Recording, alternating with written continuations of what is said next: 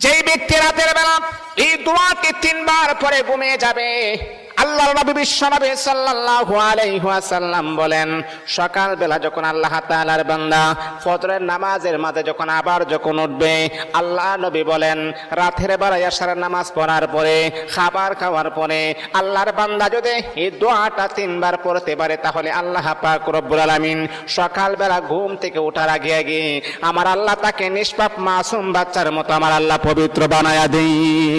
দোয়াটা সবাই আমরা জানি, আমরা সবাই কিন্তু দোয়াটা জানি, কিন্তু আমরা আমল করি না। দোয়াটা হলো আস্তাগফিরুল্লাহাল্লাযী লা ইলাহা ইল্লা হুয়াল হাইয়ুল কাইয়্যুম ওয়া আতুবু ইলাইহি লা হাওলা ওয়ালা কুওয়াতা ইল্লা বিল্লাহিল আলিয়্যিল আযীম।